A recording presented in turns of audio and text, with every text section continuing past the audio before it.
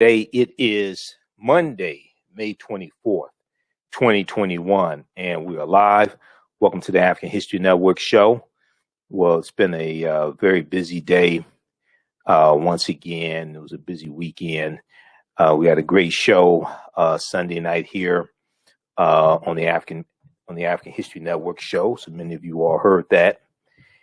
And go back and listen to all these shows at our Facebook fan page, The African History Network, The African History Network, and also our YouTube channel, Michael Imhotep, Imhotep. So on yesterday's show, we talked, one of the things we dealt with was we talked about the attack on the $4 billion going to African-American farmers in debt relief in the American Rescue Plan. And we talked about how banks are crying foul and claiming that they won't be able to make as much money because the debt is going to be forgiven early. Okay. And we also talked about the attack on education and attack on the 1619 Project and critical race theory. One of the articles that we talked about briefly yesterday is dealing with the state of Texas. Texas pushes to obscure the state's history of slavery and racism. Texas pushes to obscure the history.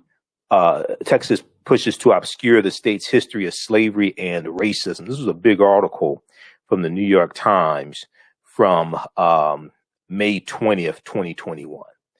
And we're going to dig further into that today. And I can't stress this enough.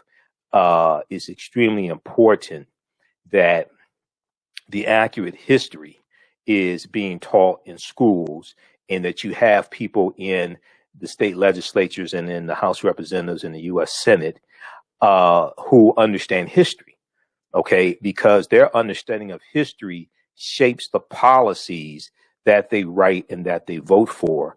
And people's understanding of history shapes the policies that they advocate for and who they vote for in political office. So this is extremely important. All right. And this then what's going on in Texas. One of the reasons why this is so important is because Texas and California have the largest school districts in the country. They have the largest number of students in the country. And Texas, the way Texas and the way California go as far as what's being taught in the classrooms and the textbooks, what's being taught in the textbooks, this influences what's in the textbooks. Okay, this influences the textbooks that are being published. Okay, so what's going on in Texas is extremely important. This history also ties into the history of the Mexican-American War that we talked about a few days ago, the Mexican-American War, 1846 to 1848. And this is connected to the attack on critical race theory as well as the attack on critical race theory and the 1619 Project. On Sunday's show, I was going to talk about Black Wall Street and entrepreneurs who helped build Tulsa's Greenwood district, the business district in Black Wall Street. Some of the entrepreneurs. We ran out of time, so we're going to deal with that today. History.com has a really good article that deals with 9 entrepreneurs who helped build the Greenwood district, Tulsa Greenwood district. And then also May 25th is the 1-year anniversary of the killing of George Floyd, May 25th. And the Floyd family is going to be at the White House to meet with President Joe Biden and Vice President Kamala Harris. Now, contrary to what uninformed people on social media are saying, is not a photo op. Actually, if you read the article that we posted today from theroot.com, President Joe Biden is going to use this meeting to put pressure on the U.S. Senate, specifically Republicans in the U.S. Senate, to pass the George Floyd Justice in Policing Act. To pass the George Floyd Justice and Policing Act. There's an article from theroot.com, sources. George Floyd family's visit to White House will be more than a meet and greet. Okay, and so we'll talk a little bit about that as well. This is understanding strategy. Unfortunately, a lot of people don't understand strategy. And you need 60 votes in the Senate to pass the George Floyd Justice and Policing Act, which means you need 10 Republicans to vote for the bill. You don't have 10 Republicans that are going to vote for the bill that includes repealing qualified immunity. You don't have 10 Republicans to vote to repeal qualified immunity. It doesn't exist. Okay, so you have to put pressure on them. And this is why Representative James Clyburn said in an interview, he said, look, if you can't get qualified immunity, you can't come to an agreement on it. Okay, then pass the bill without qualified immunity and then come back and get qualified immunity later. He didn't say we don't need qualified immunity. He's understanding the white nationalist party. He's understanding, he knows these people in the Republican Party better than we do because he has to deal with them. He's understanding the white nationalist party. So you have to understand, not a single Republican in the House of Representatives or the U.S. Senate voted for the $1.9 trillion American Rescue Plan that greatly helped white Republicans that voted and put them in office in the first place. It helped Americans in general. It greatly helped a lot of white Republicans, especially white Republicans in poor states, Alabama, Missouri, Louisiana, states like Georgia, Florida. It greatly helped a lot of them. Not a single Republican in the House or the Senate voted for the American Rescue Plan. So you don't have 10 votes right now in the Senate from Republicans to repeal qualified immunity. So he's dealing with the reality. So we'll talk some about this, and we'll talk about what's in the George Floyd Justice and Policing Act also. What's in the George Floyd Justice and Policing Act as well. All right. So on the African History Network show, we focus on educating, empowering, and inspiring people of African descent throughout the diaspora and around the world. Because right now it's correct wrong behavior. What you do for yourself, what you do to yourself, and what you allow other people to do to you and get away with is based upon what you think about yourself. What you think about yourself is based upon what you have been taught about yourself. What you've been taught about yourself is based upon everything you've read, heard, and seen about yourself. So when you control the radius of a man or woman's thoughts, you can control the circumference of his or her actions, because the mind can't do or teach what it doesn't know. Now, we deal with a number of different topics here on the African History Network show. We deal with current events in history and politics, education, economic empowerment, entrepreneurship, relationships, love, sex, health issues, and much, much more. Sign up for our email newsletter. Text the word Kemet, K-E-M-E-T, to 22828 to sign up for our email newsletter. Text the word Kemet, K-E-M-E-T, to 22828 to sign up for our email newsletter. Also visit our website, AfricanHistoryNetwork.com, AfricanHistoryNetwork.com, and sign up for our email newsletter there as well.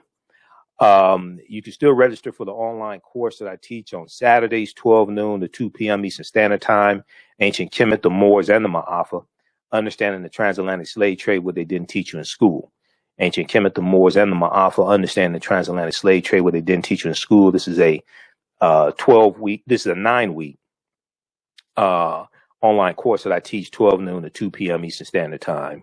We deal with thousands of years of history, and we deal with what led up to the transatlantic slave trade taking place. This past Saturday, my guest speaker was archaeologist Sista Nubia Wardford. Okay, and we dealt with the origins of ancient Kush and the African queens of Antiquity. And we deal with thousands of years of history, including the 800-year occupation of Europe by the Africans known as the Moors. And we deal with what led up to the transatlantic slave trade taking place. We also deal with the African presence in this country going back at least 51,700 years ago that Dr. David Imhotep talks about in the book, The First Americans Were Africans, Documented Evidence. The first Americans were Africans, documented evidence. And he talks about the Khoisan, who have the oldest DNA on the planet and come from Southern Africa. And these are the ancestors to the Ainu and the Twa, and they go all around the world. The short-statured people, the Khoisan, they go all around the world, and they were here in this land, in the area that we call South Carolina, going back at least 51,700 years ago. So you can still register for the online course. We do the classes live. All the sessions are archived. So you can go back and watch this past Saturday's class as soon as you register. The class is regularly $130, on sale $80. So you can, it's right on the homepage of our website, AfricanHistoryNetwork.com, AfricanHistoryNetwork.com. And it's also on, we also just posted the link here as well. So you can register there also. All right. Calling number is 313-778-7600. 313-778-7600 is the calling number. If you have a quick question or comment, 313-778-7600.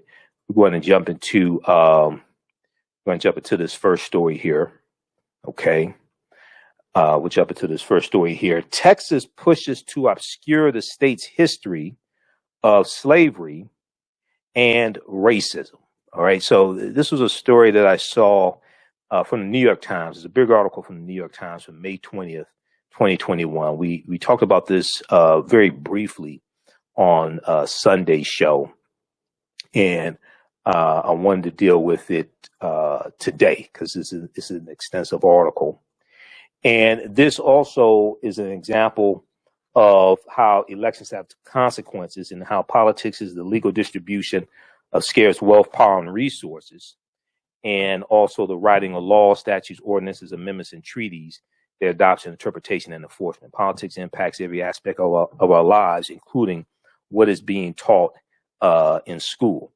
So if we look at this article here from the New York Times, Texas pushes to obscure the state's history of slavery and racism. Texas is awash in bills aimed at fending off critical examinations of the state's past. Now, keep in mind, Texas was admitted into the Union in 1845 as a slave-holding state. Okay, so in the article, it talks about how there's a flurry of proposed measures that could soon become law and would promote even greater loyalty to Texas in the state's classrooms and public spaces, as Republican lawmakers try to reframe Texas history lessons and play down references to slavery and anti-Mexican discrimination that are part of the state's founding. Now, Texas won its independence from Mexico in 1836. And Texas became a state in the Union in 1845 as a slaveholding state. Mexico had abolished slavery in about 1828, 1829, when Vicente Guerrero becomes president. And Vicente Guerrero was of African descent. He was a former slave of African descent. And when he becomes president, he's going to abolish slavery. There was a really good article from not history.com, one from blackpast.org, but also one from face-to-faceafrica.com dealing with Vicente Guerrero. We've talked about this here on the show before. And I'm going to pull this up here from face-to-faceafrica.com. The first black president of Mexico whose execution shocked the nation. All right. And this is about Vicente Guerrero. And he's going to abolish slavery. This is an article from face-to-faceafrica.com, January 1st, 2020. The first black president of Mexico whose execution shocked the nation. All right.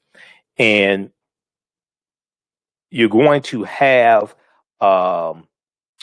settlers. It gets into the whole discussion dealing with the Alamo, the Fort the Alamo, where you have U.S. citizens who they want to have slavery in Texas, but it has been outlawed by Mexico. So you get into this whole debate over the Alamo as well, this whole fight over the Alamo and the Alamo Fort against the Mexican army.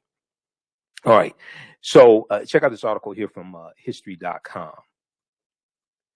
All right. I want to go back to this one here from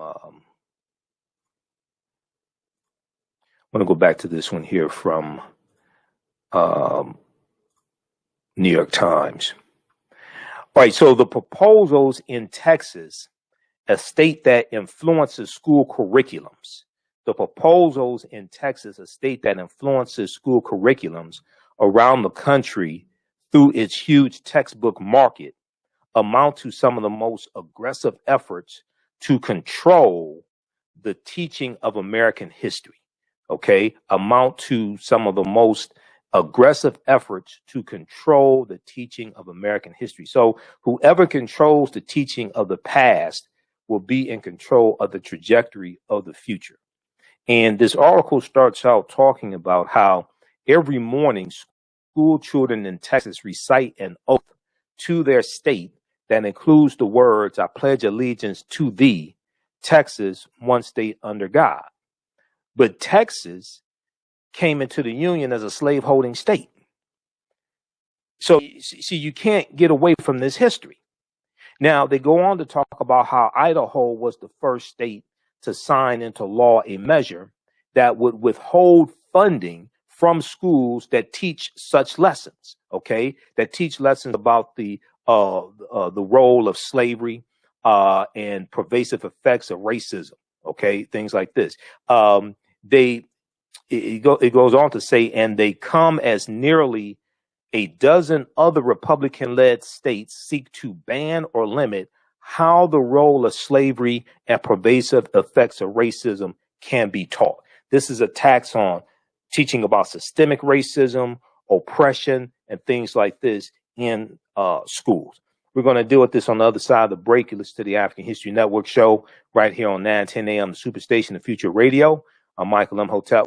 We'll be back in a few minutes. Welcome back to the African History Network show right here on 910 AM, the Superstation of Future Radio. I'm your host, Brother Michael Imhotep. It is Monday, May 24th, 2021, and we are live. Hope everybody's doing well. So right before the break, we started talking about this big article from the New York Times from May 20th, 2021. And it deals with an effort in Texas to further whitewash history that's being taught in schools. And what's so important about what's being taught in Texas and California is that Texas and California have the largest school districts in the country. And the way that they go influences the way the textbooks go and the textbooks that are being published. Okay, so we're going to go back to that story in just a second here. I want to remind you that I will be speaking at the Juneteenth Festival being held in Atlanta, Georgia, the Juneteenth Atlanta Parade and Musical Festival that's taking place Friday, June 18th through Sunday, June 20th at Centennial Park. I'll be speaking there again this year, Centennial Olympic Park. So visit the website, JuneteenthATL.com, JuneteenthATL.com for more information. They're going to have headlining events there. I talked to Bob Johnson, the organizer of the event. He told me Angie Stone is going to be performing there again this year. I'll be speaking there. They're going to have a number of speakers. Usually they have something like 100 plus African American and African vendors. They have a parade as well. It's a fantastic festival. It's thousands of people that come through over the 3-day period. I've never seen anything like this before dealing with Juneteenth. Okay.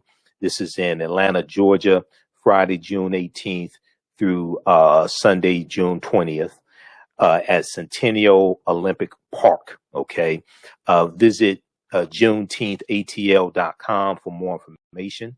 JuneteenthATL.com for more information. You'll hear more about this here as well. So I'll have a vendor booth there, and I'll be doing presentations dealing with the history of Juneteenth and some other history. You know, I tie all this together, and I'll also tie this into Dr. King and Malcolm X and Malcolm X calling for unification of the civil rights leaders in late July in late July 1963 while he was still in the Nation of Islam, the month before the March on Washington. So you don't want to miss my presentations.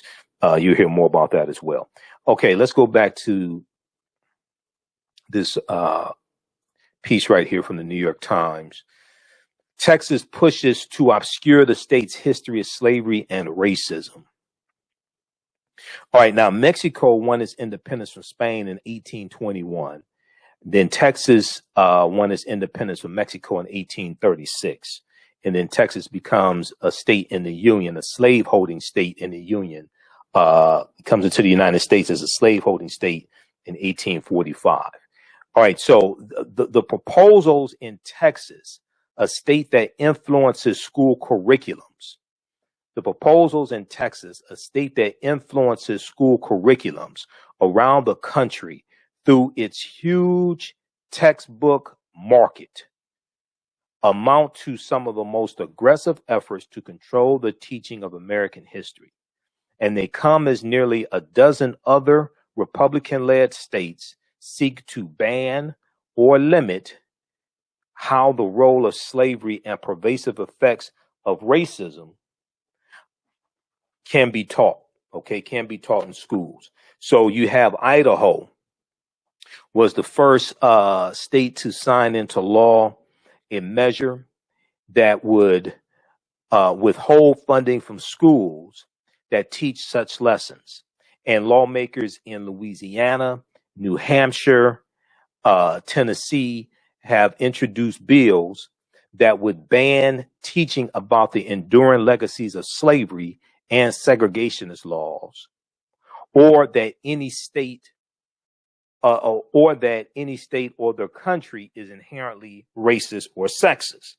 Now, see, this ties back into the speech that Senator Tim Scott gave Wednesday, April 28th, 2021, which was the rebuttal speech to the speech that Joe Biden delivered to a joint session of Congress. And people still really don't understand the speech Tim Scott delivered. The speech, as I've said numerous times before, and as I just said on Roland Martin Unfiltered this past Friday, May 21st, the speech was not the Tim Scott speech. This speech was the GOP rebuttal, the Republican rebuttal to Joe Biden's speech. And this is the mentality, the ideology of the Republican Party, and this and the policies that are coming from Republicans, whether at the federal level or the state level, fall in line with the ideology that was in that GOP rebuttal speech. We heard Tim Scott talk about one of the things he talked about was what's being taught in schools, and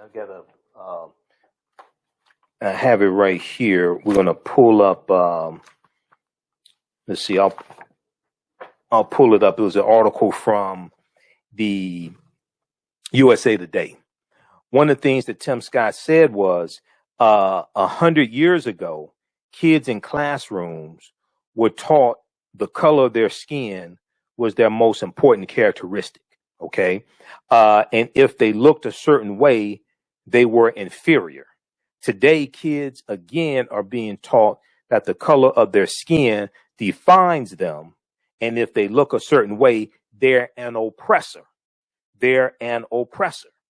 So this is directly related to the backlash that we're seeing in state legislatures when it comes to what's being taught in schools and the history of slavery, the history of systemic racism, the attacks on the 1619 Project, the attacks on critical race theory.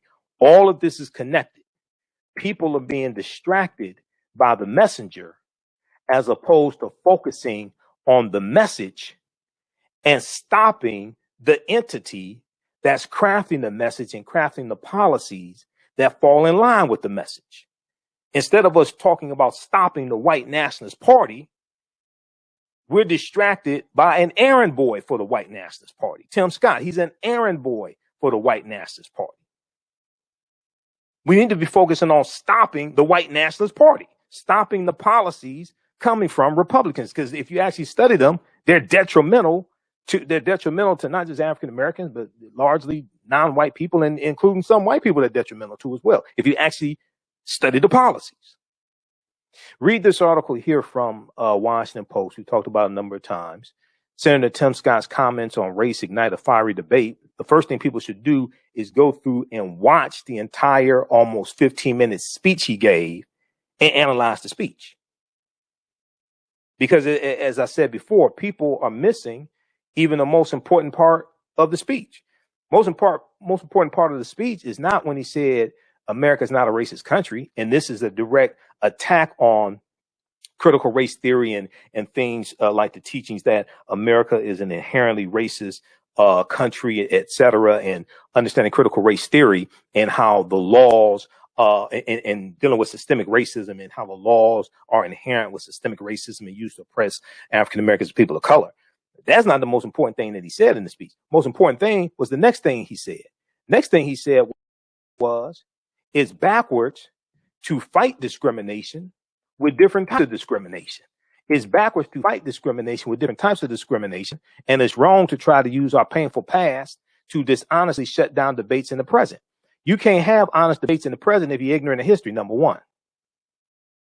See, you can't have honest debates in the present if you're ignorant of history and don't want to be honest about history. You can't have honest debates in the present. So when you have him saying it's backwards to fight discrimination with different types of discrimination, this is the ideology of the GOP that's against policies like the $4 billion in debt relief and loan forgiveness for African American farmers and farmers of color that's in the $1.9 trillion American Rescue Plan, that's being attacked not just by Republicans, but also you have white farmers who are suing, claiming discrimination because they can't take advantage of their money. They can't take advantage of the debt relief after they got almost $26 billion in COVID-19 aid from the Trump administration in 2020. And African-American farmers only got 0.1% of 1%. $20.8 million African-American farmers got out of $26 billion. Okay, so read this article here from the Washington Post. Senator Tim Scott's comments on race ignite a fiery debate. All right, now let's continue here. I want to go back to this article here from the New York Times. So we see lawmakers in Louisiana, New Hampshire, and Tennessee have introduced bills that would ban teaching about the enduring legacies of slavery and segregationist laws, or that any state or the country is inherently racist or sexist. Quote, the idea that history is a project that's decided in the political arena is a recipe for disaster, said Raul Ramos, a historian at the University of Houston, who specializes in the American West. He says some of the positioning is politics as usual in Texas, where activists have long organized to imbue textbooks with conservative leanings. An especially active Republican-controlled legislative session has advanced hardline measures, from a host of new voting restrictions to a ban on abortions after 6 weeks of pregnancy. But the Texas history measures have alarmed educators, historians, and activists who said they largely ignore the role of slavery and campaigns of anti-Mexican violence, and would fail to educate a generation of students growing up in a state undergoing huge demographic shifts. So what this will do is this will cause more insensitivity when it comes to issues pertaining to African Americans as well as Latinos, because you're going to have people who are dealing with an even more whitewashed version of history.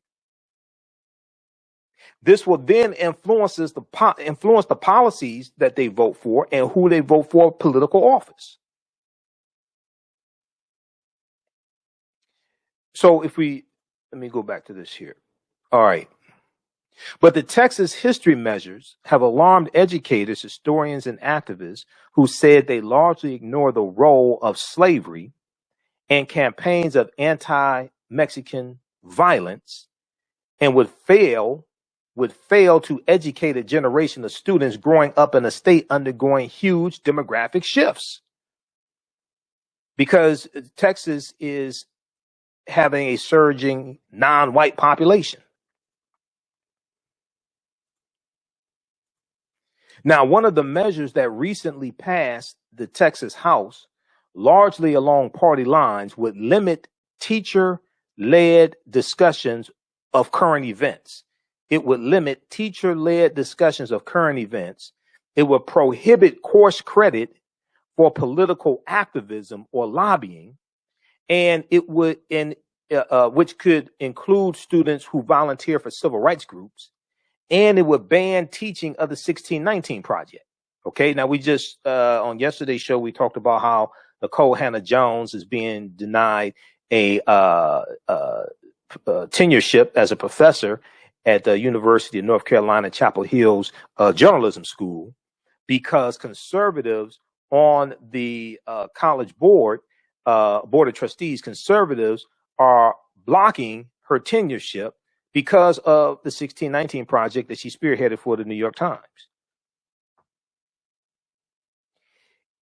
It would also ban teaching the 1619 Project, an initiative by the New York Times that says it aims to reframe U.S. history by placing the consequences of slavery and the contributions of African Americans at the center of the national narrative. Now, the bill would also limit how teachers in Texas classrooms can discuss the ways in which racism influenced the legal system in the state. It would also limit how teachers in Texas classrooms can discuss the ways in which racism influenced the legal system in the state of Texas. Long a segregationist bastion and the rest of the country.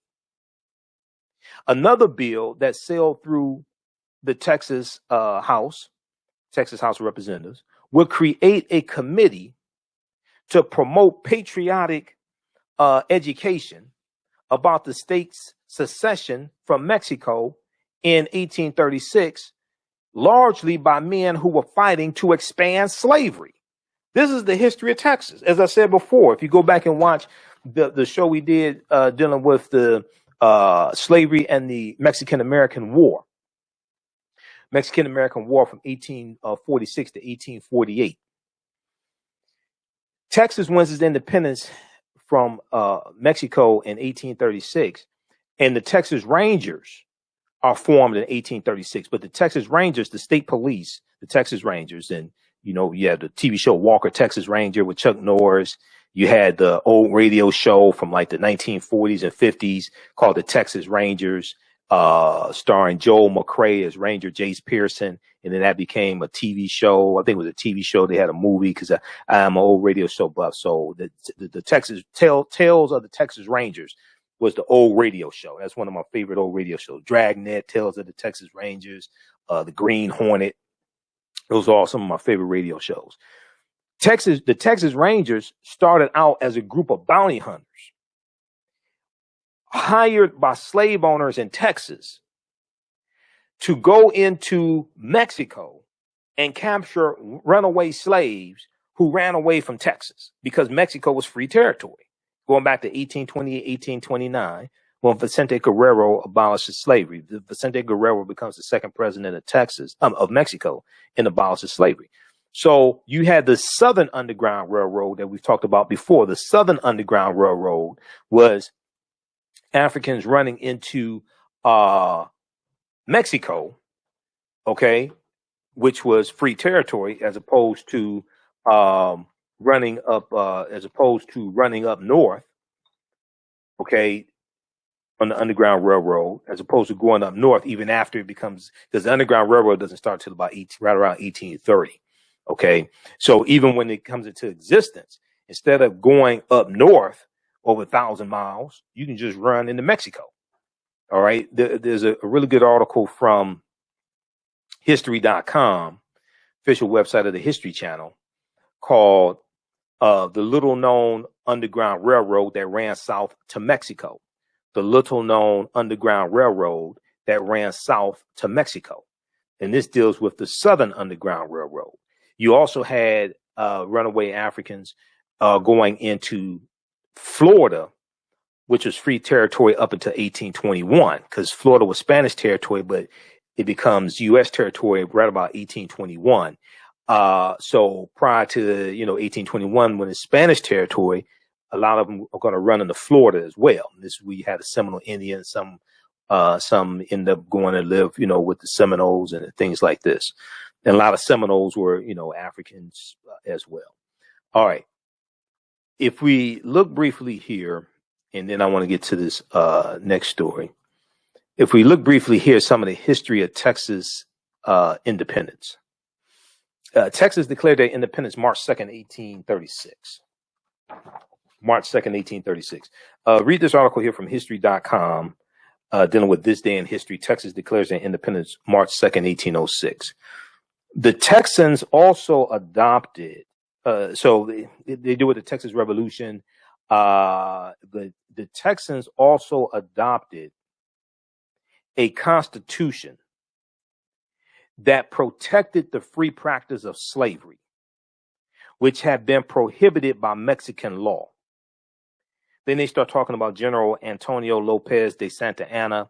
Okay, General Santa Anna, and then this gets into the Alamo and the fight between Mexico and the Alamo.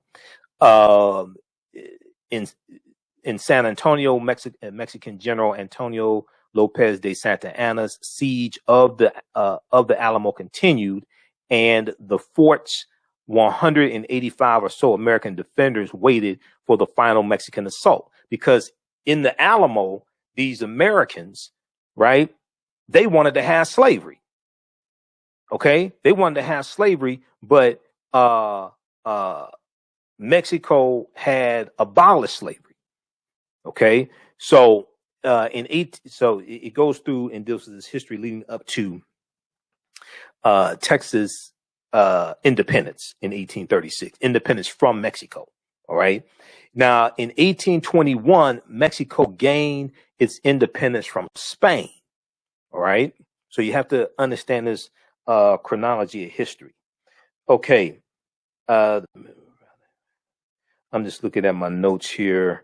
Okay.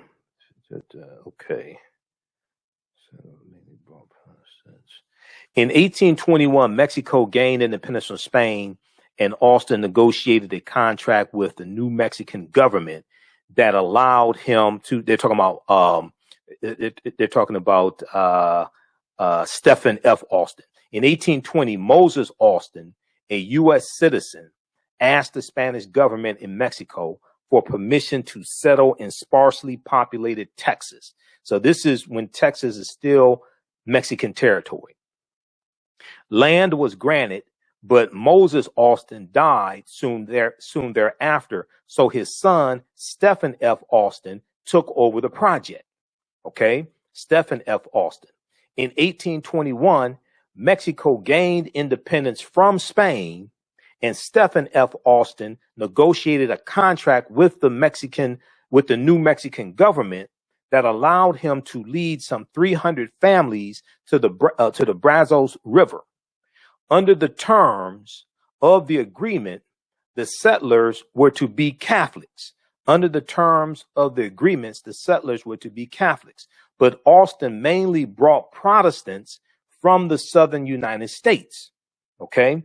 Other U.S. settlers arrived in succeeding years, and the Americans soon outnumbered the resident Mexicans. In 1826, a conflict between Mexican and American settlers led to the Fredonian Rebellion, and in 1830, the Mexican government took measures to stop the influx of Americans. In 1830, the Mexican government took measures to stop the influx of Americans. I guess they were being overran with rapists and murderers and criminals. Okay, sounds about right, because that's what was coming from England. If you study the history of the colonies from 1611 to 1783, England emptied its jails and sent the criminals here. If you actually study the history, a lot of them became, indentured servants. In 1833, Stephen F. Austin, who sought statehood for Texas in the Mexican Federation, was imprisoned after calling on settlers to declare it without the consent of the Mexican Congress. He was released in 1835. Okay. And then we know 1836, Texas is going to win their independence from Mexico. So read the rest of this. Okay. I don't have time to go through all of it, but I just want to just give you a little bit of that background history. All right. Now, let's go back to this article here from the New York Times very quickly here. Texas pushes to obscure the state's history of slavery and racism. Texas pushes to obscure the state's history of slavery and racism. It's important to understand that power is the ability to define and shape reality and have other people accept your definition of reality as if it were their own. Now, a third deal would block exhibits at San Antonio's Alamo complex from explaining that major figures in the Texas Revolution were slave owners. Why are you trying to whitewash the history? What are you so afraid of? Why are you trying to whitewash the history? Mr. Ramos, who's a history professor, this is, let me go back to it. Well, anyway, Mr. Ramos, who's a history professor, questioned how the Texas Revolution, a 6-month rebellion that concluded in the spring of 1836, could be associated with patriotism and freedom when the state's new constitution explicitly legalized slavery 7 years after Mexico had abolished slavery. See, and what happens is you have people who are ignorant of history in the state legislatures and the governorship, and they pass these ass backwards laws. That's Raul Ramos, a historian at the University of Houston. Okay. History professor Raul Ramos questioned how the Texas Revolution, a 6-month rebellion that concluded in the spring of 1836, could be associated with patriotism and freedom when the Texas state constitution explicitly legalized slavery 7 years after Mexico abolished slavery. Professor Raul Ramos said, how do you have freedom when you have slavery? How do you have freedom when you have slavery? He said 1836 values would have enslaved African Americans in perpetuity. Now, the quarreling over the proposed legislation is testing the limits of Texas exceptionalism, with some questioning whether a broad sense of pride among residents should mean glossing over some of the state's most painful chapters. The quarreling over the proposed legislation is testing the limits of Texas exceptionalism, with some questioning whether a broad sense of pride in Texas and the history of Texas among some of the residents should mean glossing over some of the state's most painful chapters.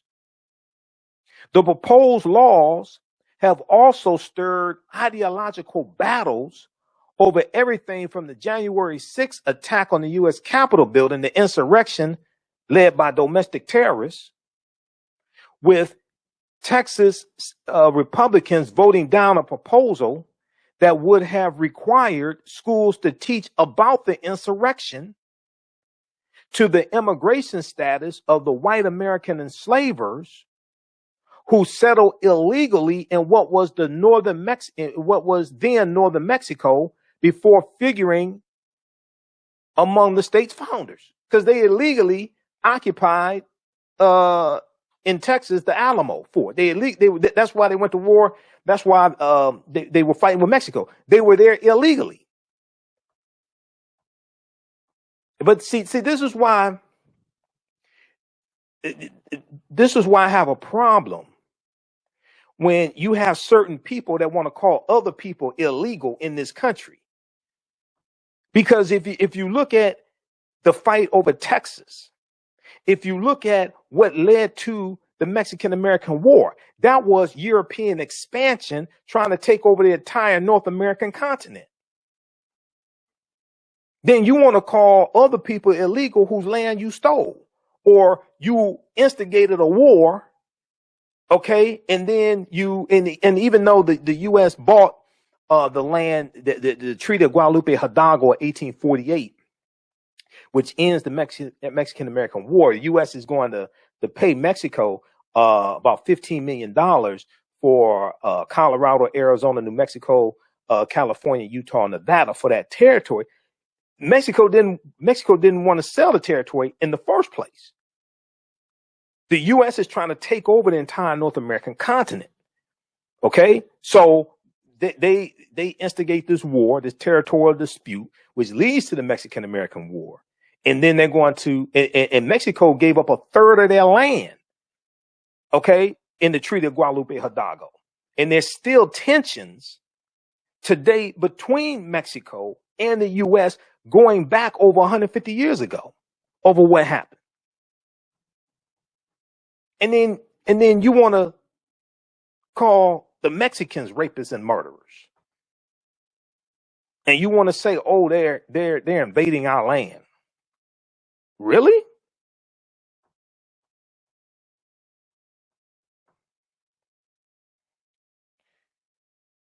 Read the rest of this article here. I don't have time to go through the rest of it here. Maybe we'll talk about it some more tomorrow or on our Sunday show. But this is deep, and this ties into not just the history, but this ties into the trajectory of the future.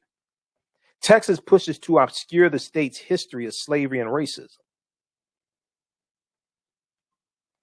Because the Texas school system and the California school system influence school curriculums around the country, which then influences the textbooks that are being published around the country.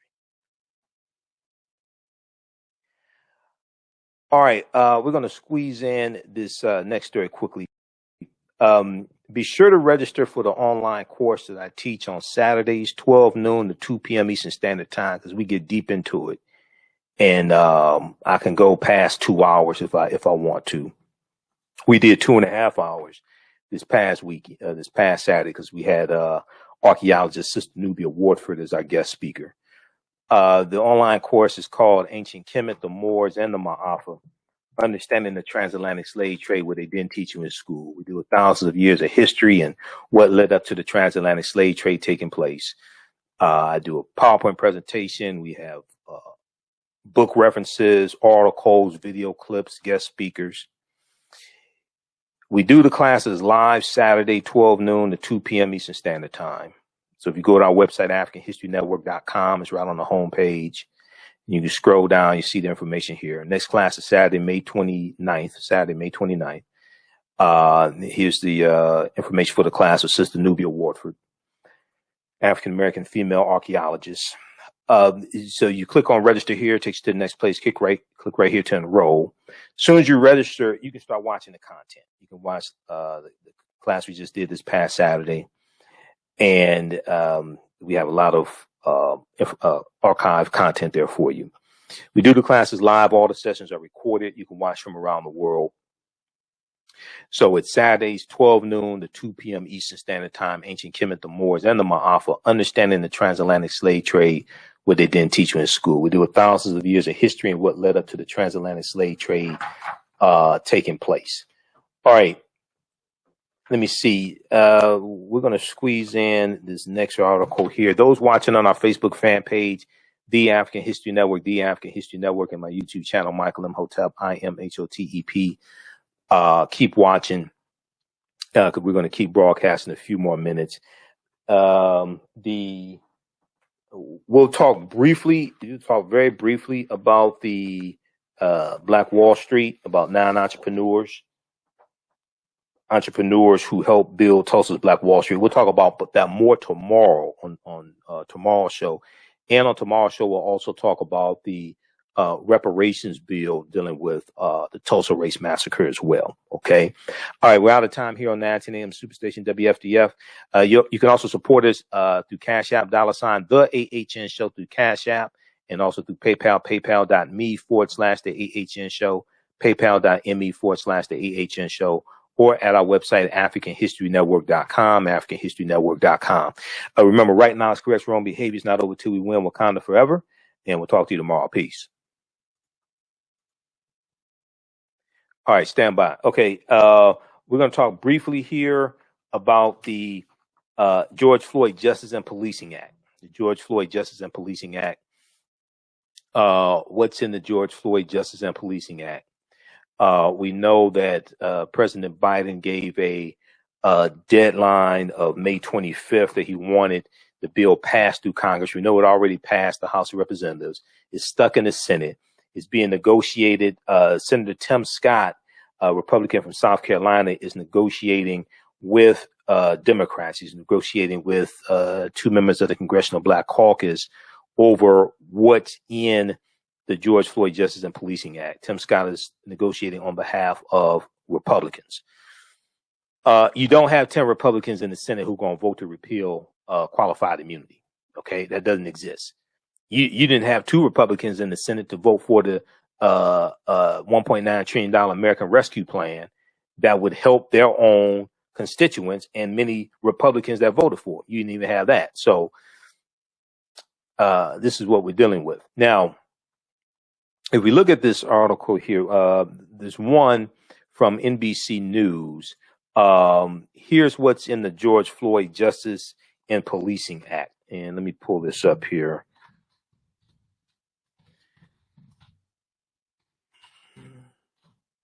Here's what's in the George Floyd Justice and Policing Act. This is from NBCnews.com from April 21st, 2021. April 21st, 2021. Then there's also one from theroot.com that came out, I think this is from today. Yeah. From May 24th, 2021. Sources: George Floyd family's visit to White House will be more than a meet and greet. And this deals with how this is written by Michael Harriet. I'm not a big fan of The Root, but they do have some decent articles now and then.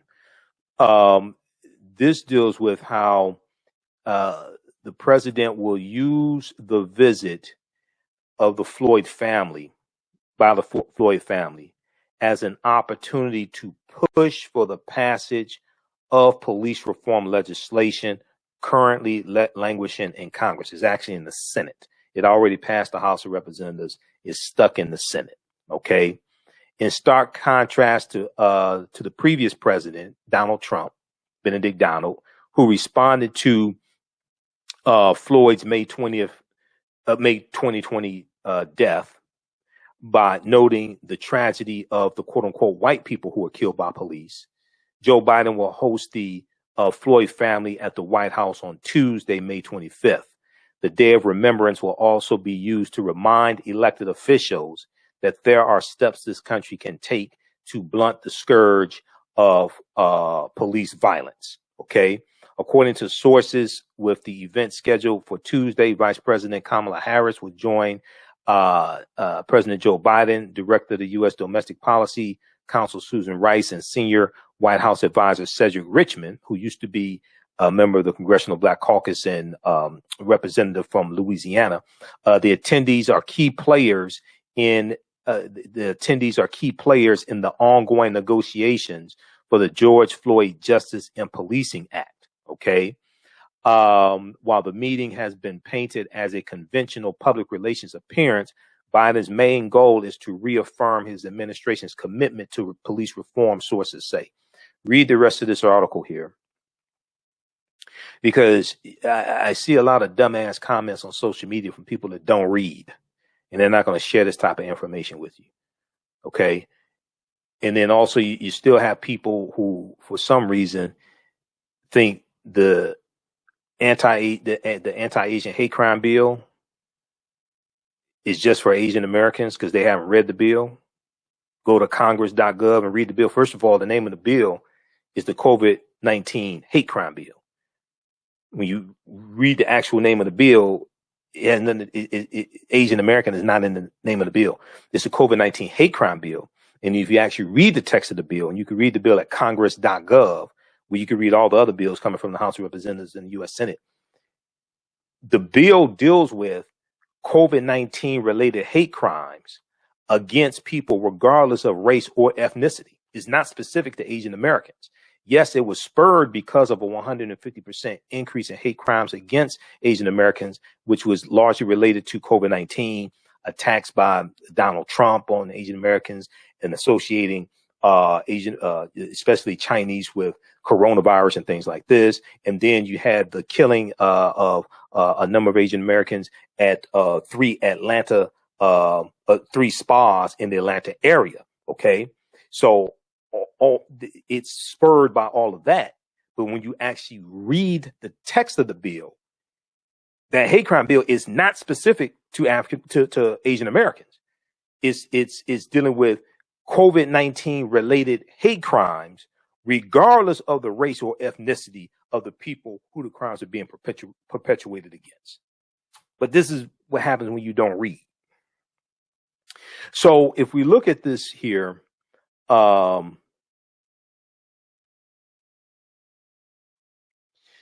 NBC News, this is from April 21st, 2021. Also, Monique Presley, who is also on panelists on Willa Martin Unfiltered, and she's a attorney, on her Instagram page, Monique Presley on Instagram, she did a video today dealing with what's in the George Floyd Justice and Policing Act. So this is from April 21st, 2021. The bill approved by the Democratic-led House in March 2021 has yet to receive a vote in the Senate, where 10 Republicans would be needed for passage because of the chamber's 60-vote filibuster rule. They're not going to get rid of the filibuster rule either, because Joe Manchin is not going to vote for that. I doubt if Kristen Sinema of Arizona will vote for it either. So you're going to need 60 votes. Okay, now,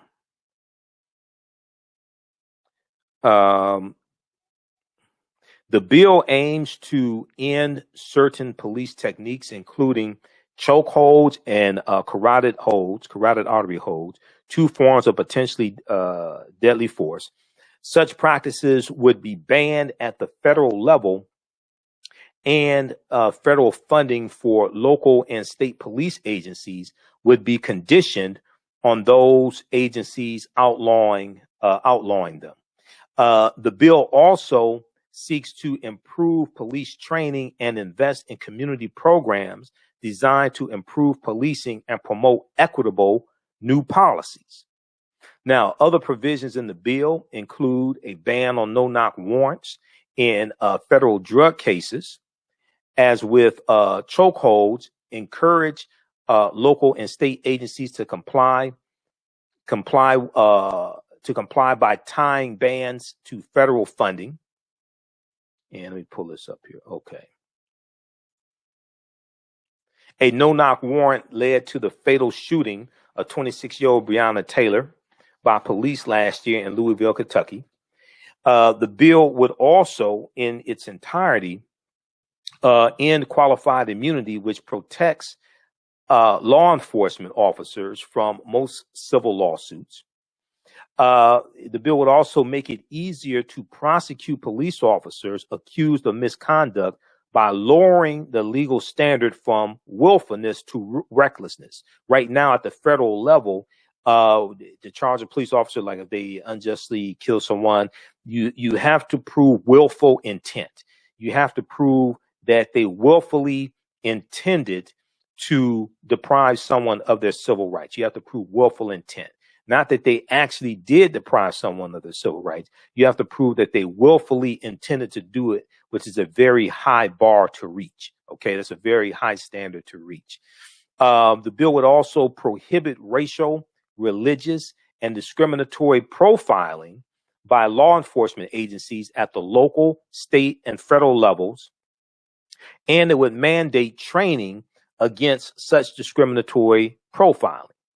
Now, it would require local and state agencies to use existing federal funds to ensure the use of body cameras, require all federal uniformed officers to wear body cameras, and require all marked federal police vehicles use dashboard cameras.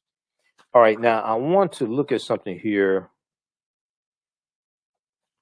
Let me just, we're going to come back to that in a minute. I want to see something here. I want to see how many Republicans in the House. I want to see how many Republicans in the House of Representatives voted for this. Just as, yeah, because I couldn't remember the exact number. Okay, now I want y'all to pay close attention to this. Okay, share this with your friends that don't understand politics. Okay, go read this right here. House passes Police Reform Act named for George Floyd. The bill now goes to the Senate, where it needs at least 10 Republicans. It would ban neck restraints at a federal level and overhaul qualified immunity. Okay, now this article, this is the original article. This is from March 3rd, 2021. Okay, I want everybody to pay attention to this. Share this with your friends that don't understand politics. Let me pull this up here. Let me flip over to this link is in the first article that I showed you. Okay. House passes Police Reform Act named for George Floyd. Okay. The bill now goes to the Senate, where it would need 10 Republican votes. This is from March 3rd, 2021. Pay attention to this.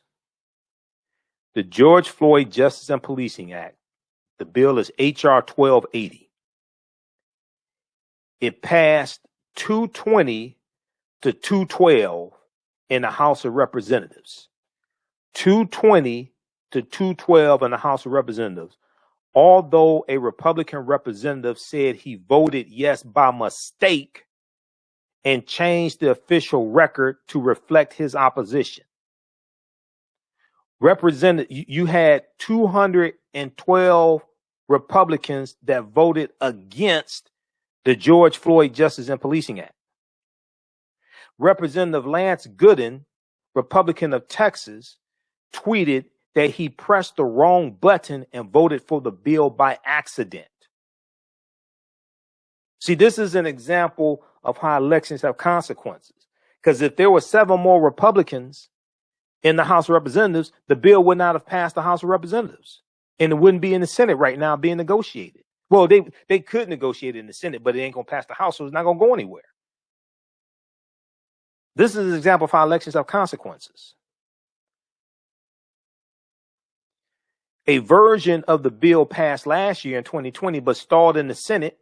Once again, and Republicans were in control of the Senate in 2020, which was then under Republican control. The House bill passed Wednesday night still has to go to the Senate, where it will need at least 10 Republican votes. You didn't have any Republicans that voted for this bill in the House of Representatives. Look at this. Now, after all these Republicans talked about how bad it was, how George Floyd didn't deserve to die, and it's all so sad what happened to him, and thoughts and prayers and teddy bears and lollipops, all this BS. But when it came time to vote, to put policies in place to keep killings like this from happening, they didn't vote for the bill.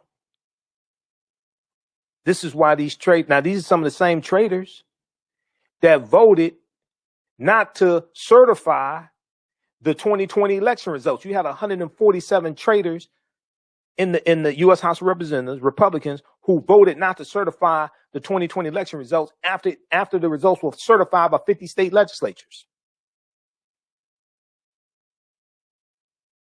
This is an example of how elections have consequences. This is why these traitors have to be voted out of office. When it comes to policies that benefit the African American community,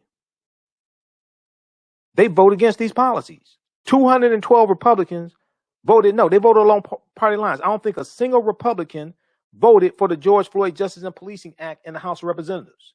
Look at this. Okay? How many people knew this? I don't think a single Republican voted for this after they had all these statements out about how sad it was that George Floyd was killed and he didn't deserve that and it was wrong and all that stuff. When it comes time to change the laws, Republicans voted no. That's in the House.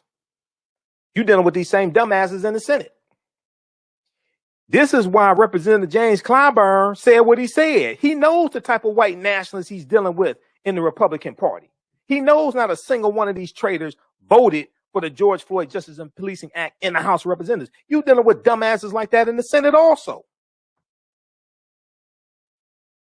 Now, pay attention on May 25th to statements coming from Republicans, especially in the House of Representatives, but also the Senate, who talk about George Floyd and he didn't deserve that and we're so sorry and all that. I was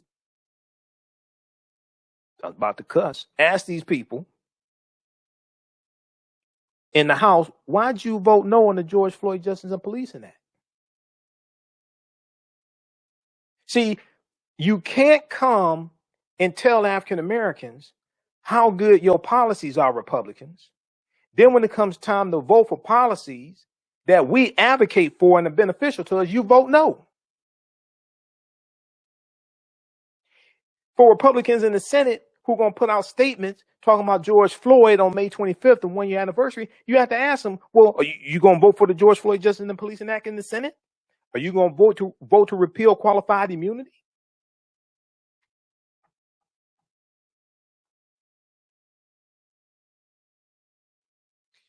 Read this article here.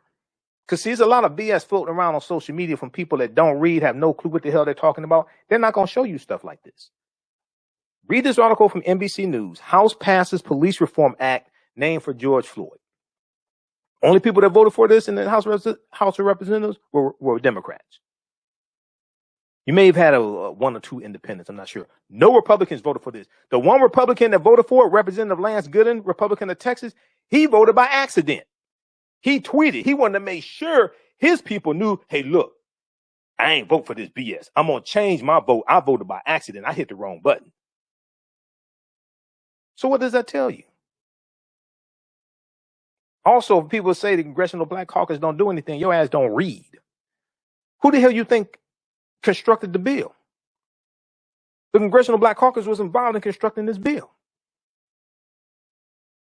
You can also go to cbc.house.gov, which is the official website of the Congressional Black Caucus, and you can see what they do. Also at cbc.house.gov, at the end of each year, you know what the Congressional Black Caucus does? They put out a goddamn year-end report that shows what they've done the entire year, the bills they helped get passed, what they've been doing. How often do they do that? At the end of each year. It's called a year-end report at cbc.house.gov. What's that? The official website of the Congressional Black Caucus. What's house.gov? The official website of the House of Representatives.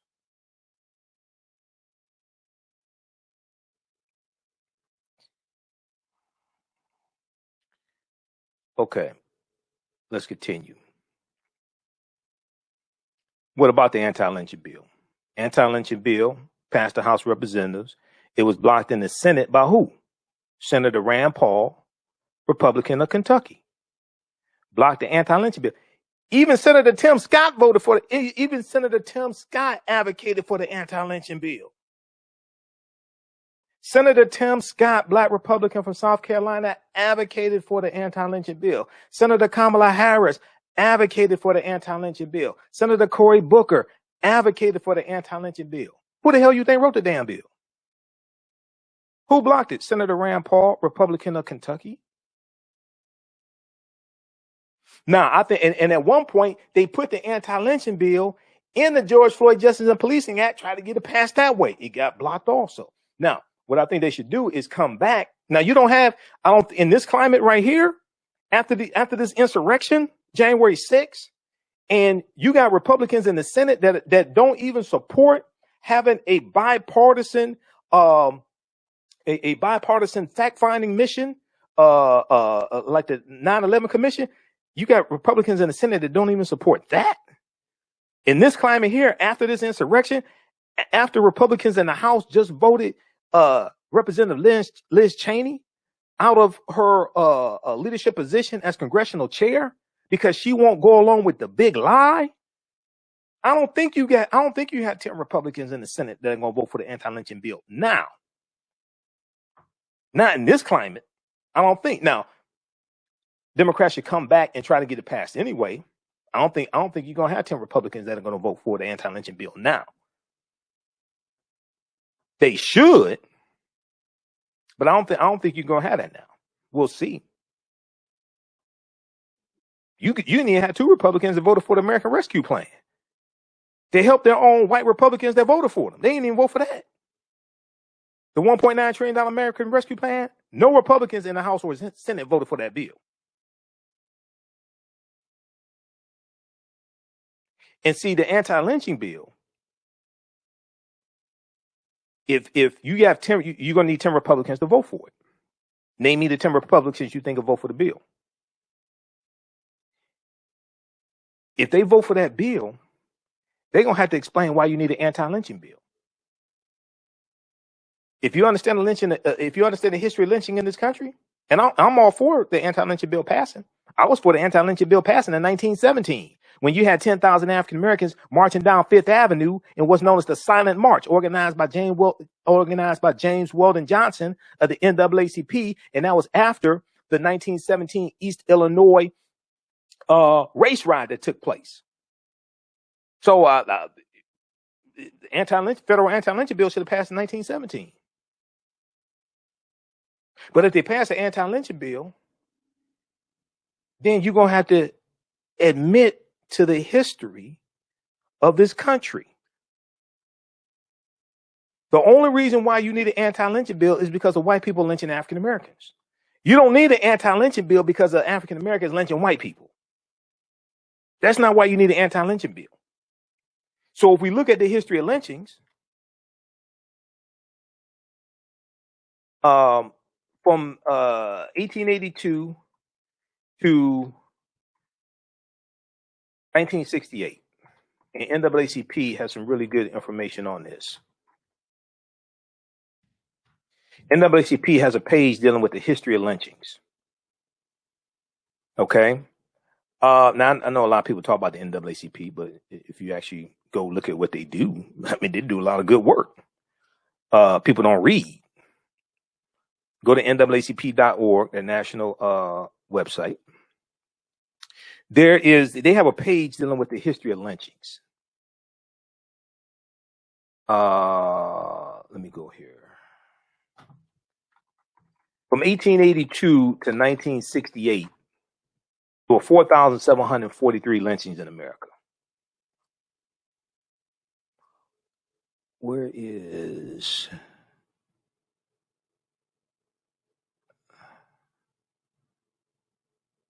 history of lynching in America? This is what I want.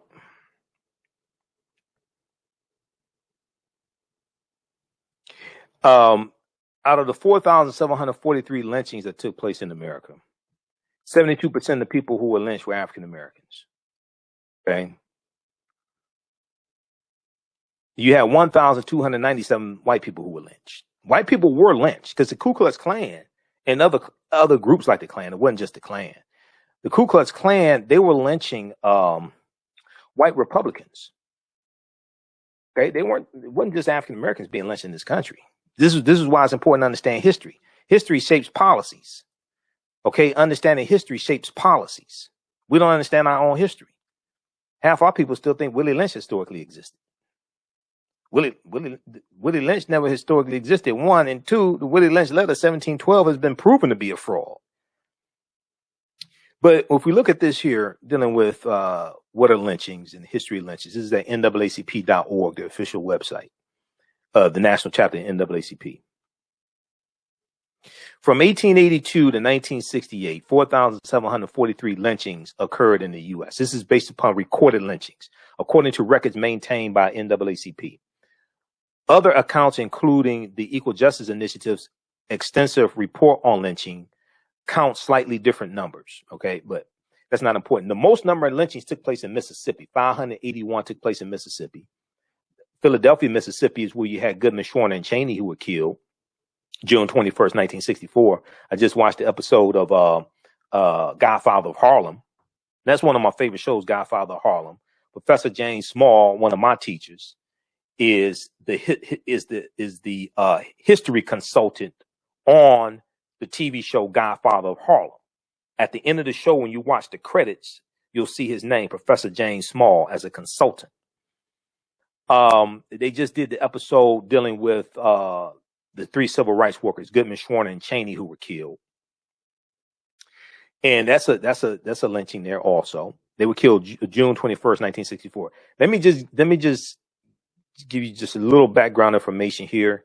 I like to show there's some historical inaccuracies in the show. Their timeline. If you saw the episode that I think it was episode 6, dealing with, let me see here because I have it recorded. Episode 6 for May 23rd, 2021, season 2, episode 6, the Ballot or the Bullet. So they talked about Malcolm X and the Ballot of the Bullet, and they show Malcolm delivering the Ballot of the Bullet. Okay, their timeline is wrong. Okay, they have Malcolm delivering the Ballot of the Bullet around the same time that the civil rights workers were killed, or right after. Malcolm delivered the Ballot of the Bullet first, March 29th, 1964. That was 3 months before the civil rights workers were killed. Malcolm delivered the Ballot of the Bullet late in the same month that he officially separated from the Nation of Islam. Malcolm delivered the Ballot of the Bullet before he went to Mecca. They have him delivering the Ballot of the Bullet after he gets back from Mecca and after his tour of the African nations. And the civil rights workers were killed June 21st, 1964. Malcolm, June 28th, 1964, delivers his By Any Means Necessary speech, announcing the organization and formation of the Organization of Afro-American Unity. That's June 28th, 1964. Their timeline, the show is good, but it's a lot of fiction in there. But their timeline is screwed up. Okay? Malcolm delivers the Ballot of the Bullet first, March 29th, 1964 in Washington Heights, New York. And he's clean shaven because he hasn't gone to Mecca yet. They have him wearing a goatee before he even goes to Mecca. He didn't do that. You know, I know that's not Professor James Small's fault because white people are going to do what they want to do. But it's like you got to understand this timeline of history. Okay. And 3 days before, so Malcolm delivers the Ballot of the Bullet, March 29th, 1964. April 3rd, 1964 in Cleveland, Ohio. April 4th, 1964, right here in Detroit at King Solomon Baptist Church in Detroit. 3 days before he first delivers the Ballot of the Bullet, March 26, 1964, Malcolm meets Dr. King for the first and only time at the U.S. Senate debate over the Civil Rights Act. Malcolm is advocating for the strongest Civil Rights Act possible. And Malcolm tells Dr. King, I'm throwing all of my heart into the effort of the civil rights movement. He tells Dr. King this. Malcolm gets involved in the civil rights movement. If you see, people take excerpts of the Ballot of the Bullet. They don't read the damn speech. You got to read the speech. Malcolm is talking about interjecting black nationalism into the civil rights movement. That's one of the themes of the speech. Another theme of the speech is Malcolm is saying that the Northern Democrats should kick the Southern Democrats, the Dixiecrats, out of the Democratic Party. You got to go read the speech. The speech is on. The speech is online. One, it's in this book here. Malcolm X speech by George Braitman. Okay. They have the version from April 3rd in Cleveland, Ohio, if I remember correctly. The Ballot of the Bullet. Let me see here. Because I'm listening to stuff people are saying about the Ballot of the Bullet. I can tell they haven't read the speech. Yeah, this is the one, Corey Methodist Church in Cleveland, Ohio, April 3rd, 1964. Also in the speech from March 29, 1964, Malcolm uses the term African Americans. Because we were calling ourselves African Americans in the 1960s. Jesse Jackson didn't come up with the term African Americans. I don't know who the hell came up with that lie. That's not true. Jesse Jackson reintroduced the term African Americans. Okay, this is Malcolm. Let me show you something here. See, this is what happens when you come listen to a show with a historian. Okay, Malcolm used the term African Americans in 1964. And Professor James Small told me personally, he said we were calling ourselves African Americans in the 1960s. We didn't just start doing that in 88, 89. The term African American, the earliest recorded usage of the term African American dates back to 1782 in Philadelphia, Pennsylvania. I think it's the New York Times that has articles dealing with the term African American is older than we thought. We don't understand our history. Okay, now let me see. Which one is this? I have it on YouTube.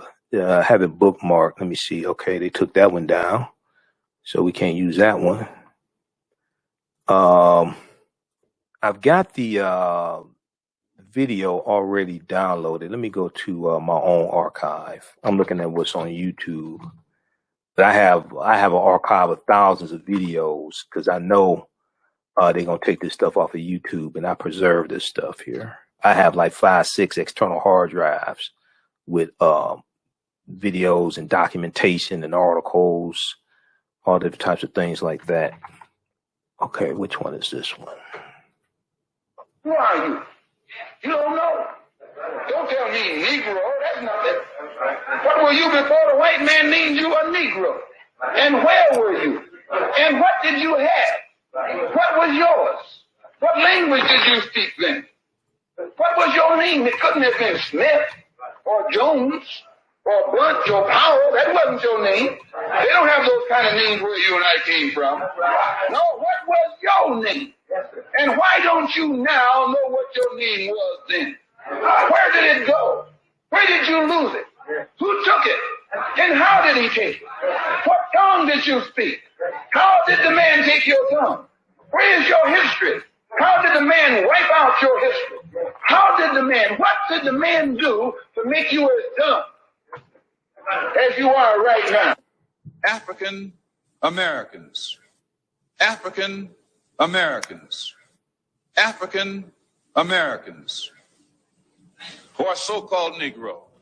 One of the reasons that it is bad for us to continue to just refer to ourselves as so-called Negro, that's negative. When we say so-called Negro, that's pointing out what we aren't, but it isn't telling us what we are. We are African, and we happen to be in America. We're not American. We are people who formerly were Africans who were kidnapped and brought to America.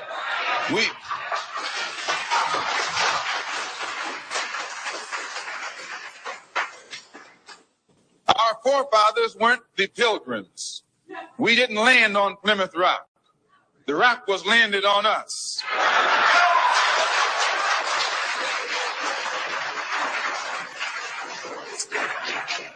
We were brought here against our will. We were not brought here to be made citizens. We were not brought here to enjoy the constitutional gifts that they speak so beautifully about today. And because we weren't brought here to be made citizens today, now that we've become awakened to some degree and we begin to ask for those things which they say are supposedly for Americans, they look upon us with hostility and unfriendliness. So our unwanted presence, the fact that we are unwanted, is becoming magnified in all of America's preachments today. Who are you? You don't know. Okay. What were you before the white man named you a Negro? And where were you? And what did you have? What was yours? What language did you speak then? What was your name? It couldn't have been Smith or Jones or Bunch or Powell. That wasn't your name. They don't have those kind of names where you and I came from. No, what was your name? And why don't you now know what your name was then? Where did it go? Where did you lose it? Who took it? And how did he take it? What tongue did you speak? How did the man take your tongue? Where is your history? How did the man wipe out your history? What did the man do to make you as dumb as you are right now? African Americans, African Americans, African Americans, or so-called Negro. One of the reasons that it is bad for us to continue to just refer to ourselves as so-called Negro, that's negative. When we say so-called Negro, that's pointing out what we aren't, but it isn't telling us what we are. We are African, and we happen to be in America. We're not American. We are people who formerly were Africans who were kidnapped and brought to America.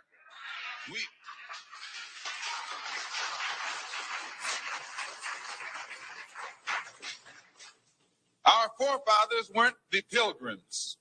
We didn't land on Plymouth Rock. The rock was landed on us. Okay. Read this one here. I've got the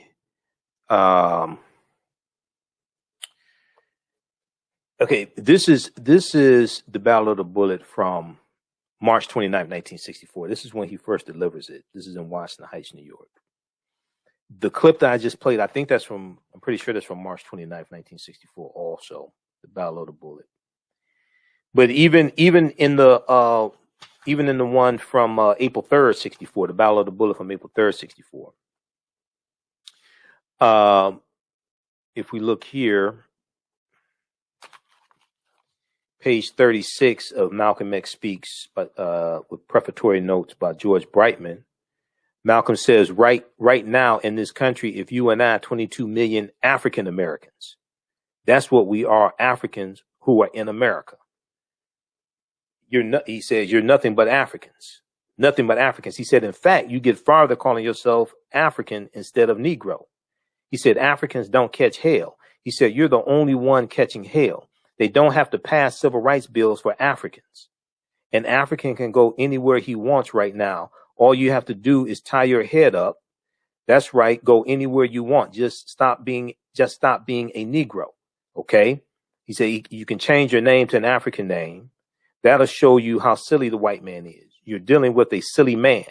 He said, a friend of mine who's very dark put a turban on his head and went into a restaurant in Atlanta before they called themselves desegregated.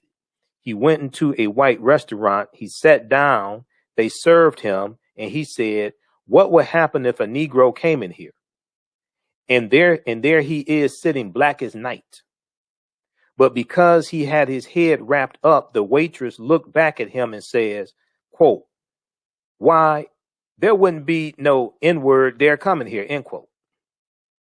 See, this ties into a history of when African Americans wore turbans and adopted a foreign dialect to navigate throughout the Jim Crow laws, because you could be our complexion.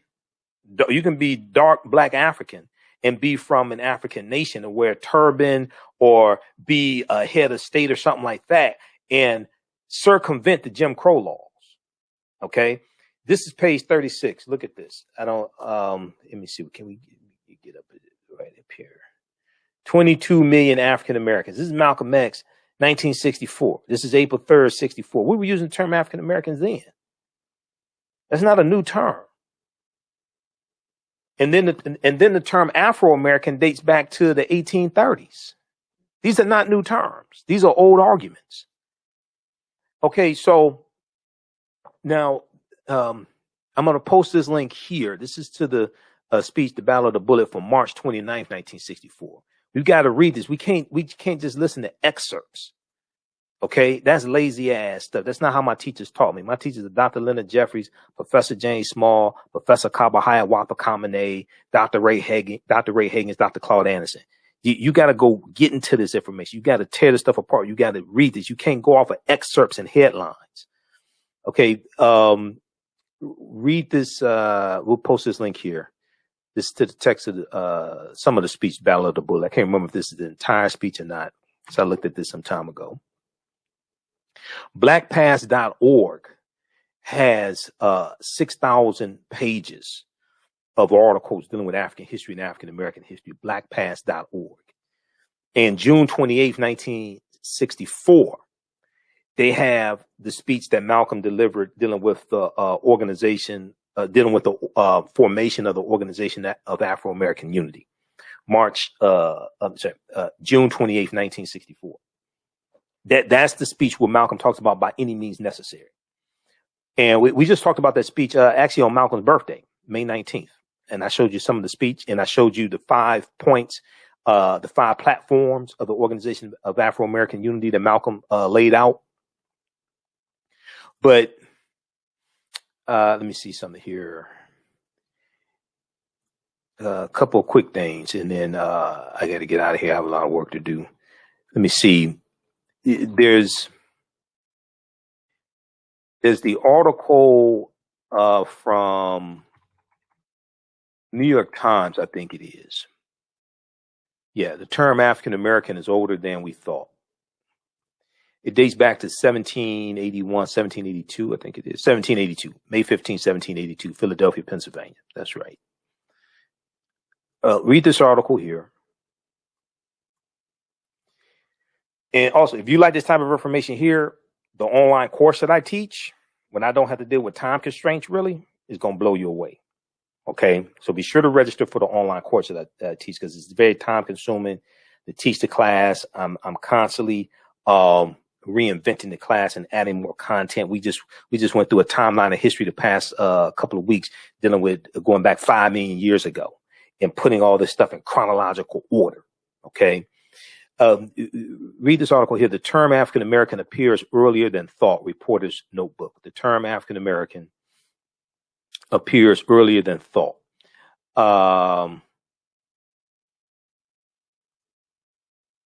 This is from the New York Times.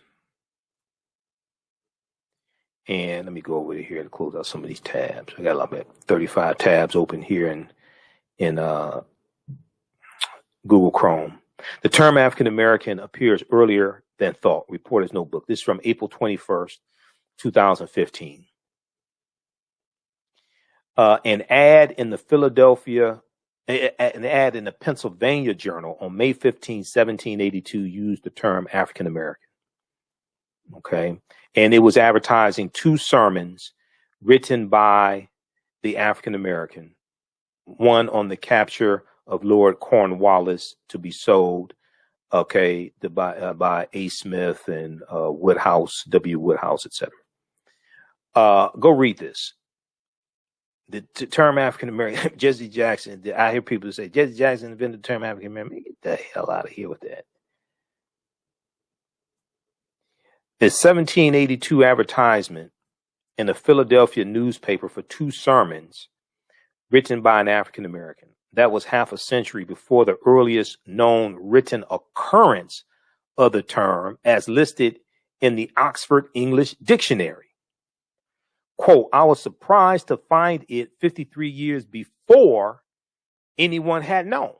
So even before this discovery, we knew that the term African American was used long before Jesse Jackson and a group of African American political scientists and attorneys reintroduced the term in the late 80s. They didn't create this. Come on. So go read this also. This is the New York Times. New York Times has 2 articles dealing with this topic. Then the term Afro-American, that goes back to the 1830s. You had organizations like the National African American League, founded in about 1892. You had the Afro-American Council, founded in 1898 by T. Thomas Fortune and Bishop Alexander Walters. Okay, you had the Afro-American newspaper founded about 1882 in Baltimore. They were called Afro-American. See, we don't understand our history. This is why we're in the condition we are today. And those that don't know their history are destined to repeat it. And whoever controls the teaching of the history controls the trajectory of the future. Okay, now, also, it's important to understand, I know Malcolm talked about we didn't land on Plymouth Rock landed on us, things like this. This was our land stolen from us. Okay, it's important to understand this. This was, the African people have been in this land going back tens of thousands of years ago. Okay, this was our land stolen from us. This does not mean the transatlantic slave trade did not happen. Yes, it did happen. It just means we were here for tens of thousands of years before we were told that we originally came here. Okay, this is why, and I called Dr. David Imhotep today. I left him a message because I want him to speak to my class again. This is why this book is so important. And this information comes from Dr. David Imhotep in his new book that's about to come out. I got to check with him on it. His new book should be out any week now. The first Americans or Africans documented evidence in 2011. Okay. And on page 14 of his book, when I first found out about this book in 2011, and I contacted Dr. David Imhotep, I told him, your book can single-handedly destroy white supremacy and racism. Page 14 of his book talks about a discovery by Dr. Albert Goodyear. And Dr. Albert Goodyear is an archaeologist at the University of South Carolina. This was a discovery from 2004.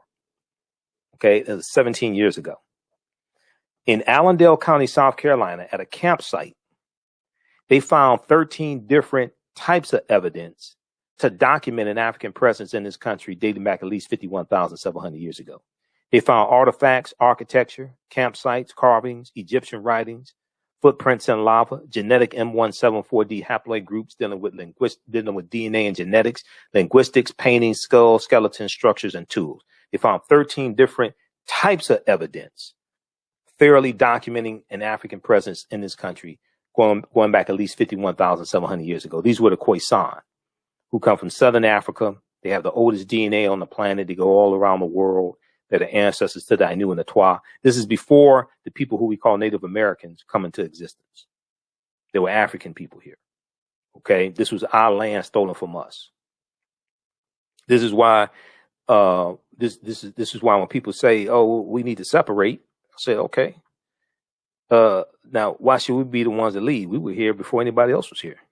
Yes, the transatlantic slave trade happened. I'm not saying it did not happen. It just happened tens of thousands of years after we first came to this land. Read this article here from ScienceDaily.com. ScienceDaily.com. This is from November 18th, 2004. Name of this article, New Evidence Puts Man in North America 50,000 Years Ago. And it's about the discovery from Dr. Albert Goodyear. This is a picture of Dr. Albert Goodyear, archaeologist at the University of South Carolina. This is a summary of the article from ScienceDaily.com, which is a scientific website. They have all types of scientific archaeological discoveries there. Radiocarbon tests of carbonized plant remains where artifacts were unearthed last May along the Savannah River in Allendale County by University of South Carolina archaeologist Dr. Albert Goodyear indicate that the sediments containing these artifacts are at least 50,000 years old, meaning that humans inhabited North America long before the last ice age. Who are these humans? Europeans don't exist at this time. Native Americans don't exist at this time. Who are these humans? These are African people here in the U.S. In the online course I teach, we deal with numerous archaeological discoveries. We deal with archaeological discoveries older than this. I'm telling you, it's a deep history. Okay. All right. Let's see here. There's one other thing I wanted to show you. Okay. Let me post the link here. You can register for the online course that I teach on Saturdays, 12 noon to 2 p.m. Eastern Standard Time.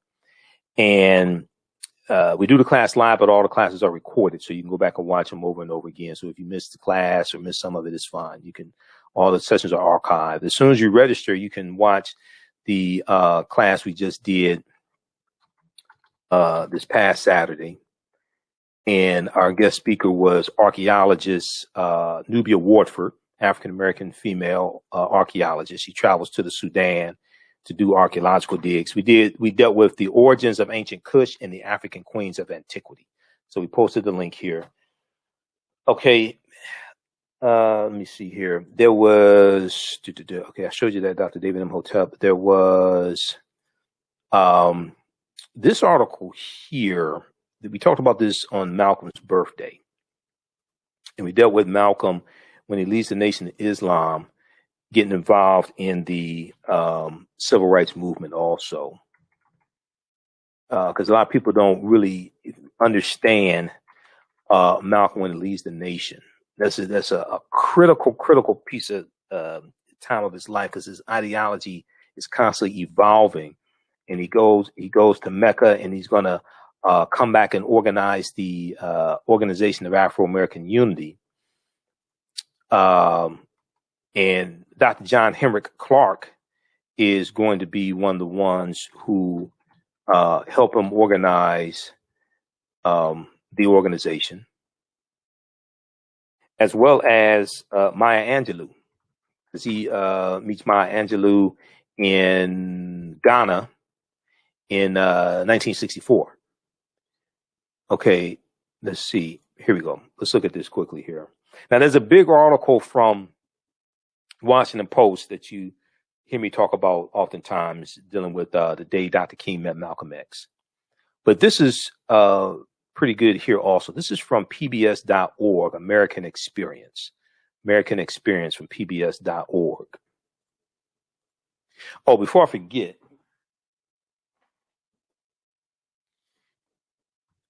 this book right here helps to really, it helps us to better understand Dr. King and Malcolm X, because toward the end of both of their lives, their ideologies are converging. This book here by James H. Cone, this masterpiece, Martin Malcolm in America, A Dream or a Nightmare, this documents how their ideologies are converging toward the end of both of their lives, and they're sounding like each other. Martin Malcolm in America, A Dream or a Nightmare by James H. Cone. I know Peniel Joseph just had a book out. I'm trying to get him on the show also. We're Facebook friends. I saw him on MSNBC talking about his book he just did on Dr. King and Malcolm X. Malcolm and the Civil Rights Movement. Let me see. I'm not going to go through the whole thing. I don't have time for that. It's just something I want to know what's going. Okay. Changing times, changes the nation. Muhammad Ali. No one will have that. Oh, also in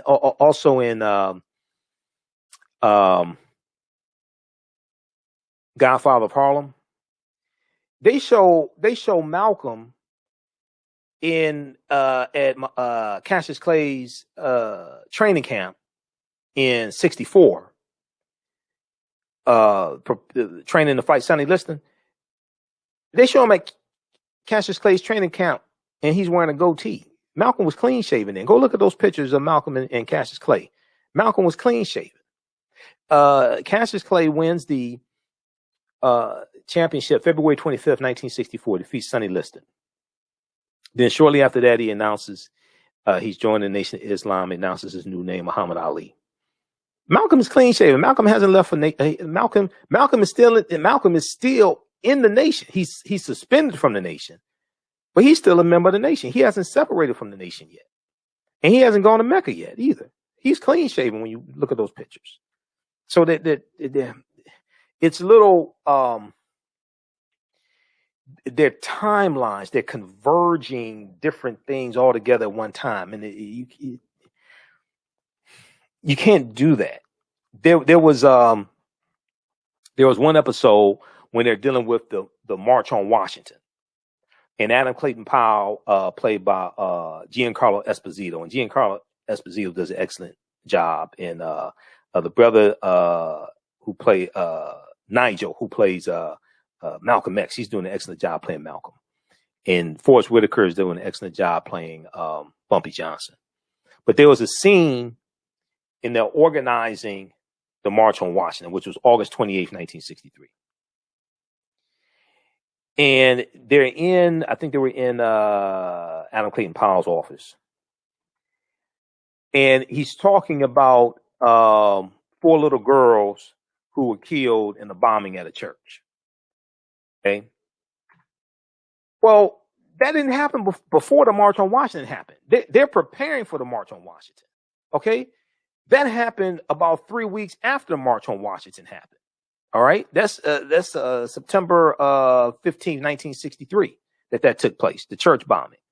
Okay. In Birmingham, Alabama. That's September 15th, 1963. That happens after the March on Washington. They have them preparing for the March on Washington, talking about 4 little girls bombed in the church. The timeline's off. So let's look at this quickly here. I have to get out of here.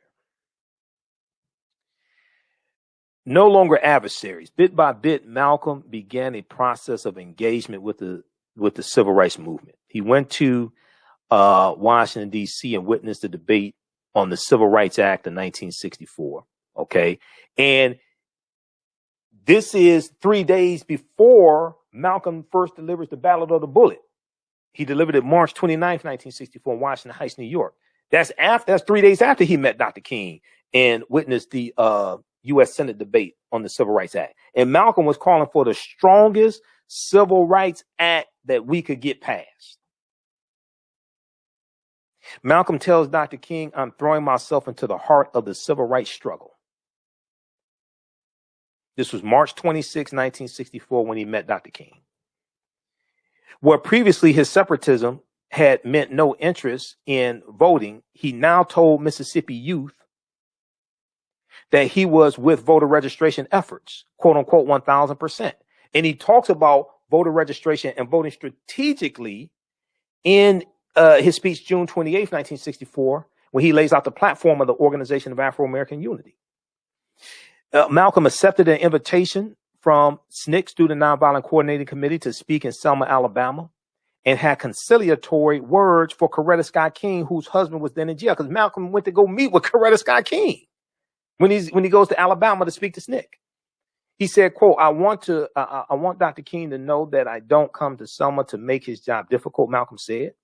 Quote, if the white people realize what the alternative is. Now, see, this is Malcolm, okay?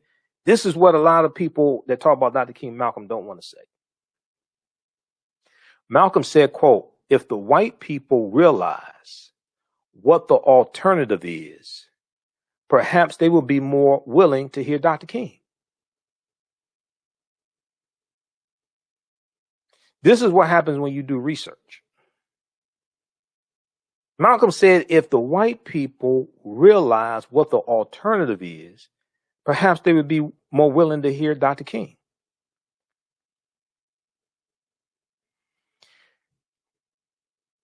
That's why this book here is so crucial. Martin Malcolm in America, A Dream or a Nightmare.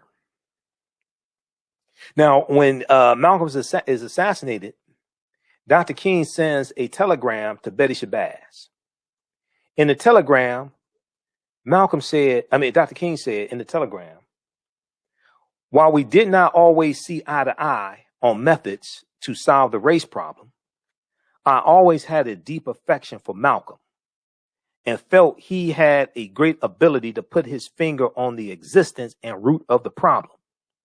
He was an eloquent spokesman for his point of view, and no one can honestly doubt that Malcolm had a great concern for the problems we face as a race. This is Dr. King talking about Malcolm. In a telegram he sent to Betty Shabazz after Malcolm was assassinated. Okay, so read this right here, Malcolm and the Civil Rights Movement. And once again, one of the things that Malcolm is talking about in the Ballot of the Bullet is interjecting black nationalism into the civil rights movement and radicalizing the civil rights movement. Then you can read this masterpiece of an article here. This one is, what is this one? This is the one dealing with the day Dr. King met Malcolm X. This one right here. It's a great article. I deal with this in lectures and things like that. This is from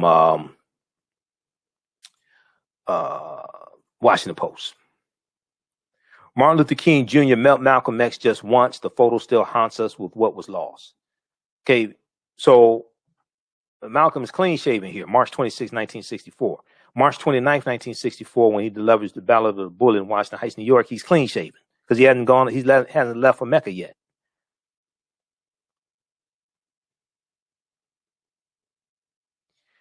Malcolm told Dr. King, "I'm throwing myself into the heart of the civil rights struggle."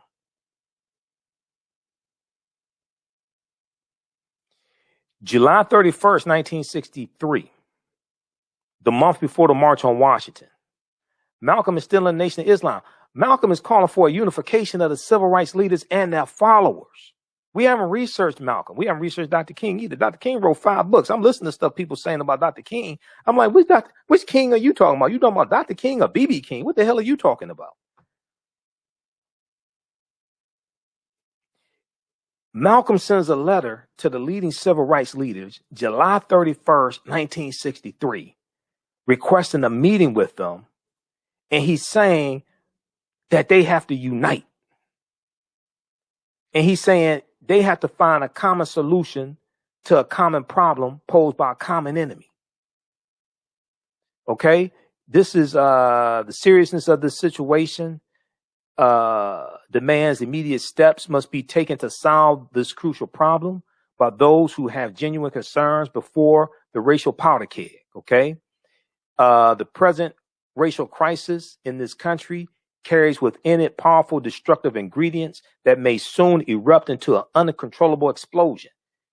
This is Malcolm reaching out to the big 6 civil rights leaders while he's in the Nation of Islam. This is July 31st, 1963. This is the month before the March on Washington.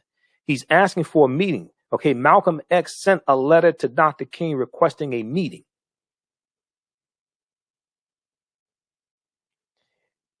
Despite let me skip through this for the sake of time. Malcolm was inviting them to a rally in Harlem.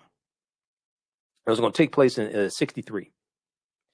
And in this letter, he says that we have to find a common solution to a common problem posed by a common enemy. Okay.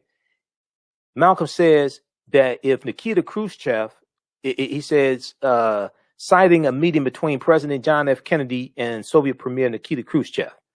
Okay. Malcolm said, despite their tremendous ideological differences, it's a disgrace for Negro leaders not to be able to submerge our minor differences in order to seek a common solution to a common problem posed by a common enemy. This is Malcolm, July 31st, 1963, while he's still in the Nation of Islam. All right. Let me see. Where the hell did that thing go? Right here. Malcolm is calling for a unification of the civil rights leaders and their followers. When you go read this. Now, he closed the letter. He requested that if Dr. King could not attend the meeting, that he would send a representative. He closed the letter with the endearment, your brother Malcolm X. Dr. King declined the invitation and did not send a representative, according to the book Malcolm and the Cross, The Nation of Islam, Malcolm X and Christianity by Louis A. DeCaro Jr. The March on Washington took place August 28, 1963. About 250,000 people there. Malcolm went to the March on Washington. He called it the farce on Washington. It wasn't a farce. They were calling out white supremacy and racism. John Lewis' speech was so radical, they asked him to tone down his speech. John Lewis was going to call out police brutality. His speech was so radical, A. Philip Randolph asked him to tone down his speech. Dr. King called out police brutality, among other things, because when you actually read Dr. King's entire speech, which was not called I Have a Dream, that's not the name of the speech. The name of the speech was called, at first it was called Normalcy Never Again. Then it was called A Canceled Check, because Dr. King was calling out America on its hypocrisy. And he said, we were given a promissory note 100 years ago in 1863 with the Emancipation Proclamation. And then when we take that promissory note to the bank to cash it, is marked insufficient funds. And he's calling America out on its hypocrisy. And he's talking about dismantling white supremacy.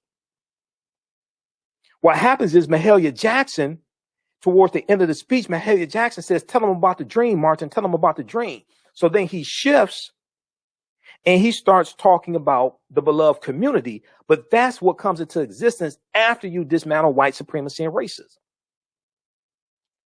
Because he starts referring to a previous speech. He gave a precursor to the speech on the March on Washington. He gave a precursor to it in June of 63. June of 63 here in Detroit. The speech wasn't about no dream. The speech is about dismantling white supremacy and holding America accountable for a promise they gave us 100 years prior. The beloved community, where white children and black children can hold hands, all this stuff, that's what happens after you dismantle white supremacy. People skip over his critique of America's hypocrisy and go to white children holding hands and the content of the character and all this stuff. You read the speech, he's talking about dismantling white supremacy. He talks about, we can't wait while the Negro in the South can't vote and the Negro in the North has nothing to vote for. He calls out police brutality. He talks about moving from a smaller ghetto to a larger ghetto. He talks about segregation, all this stuff in the speech.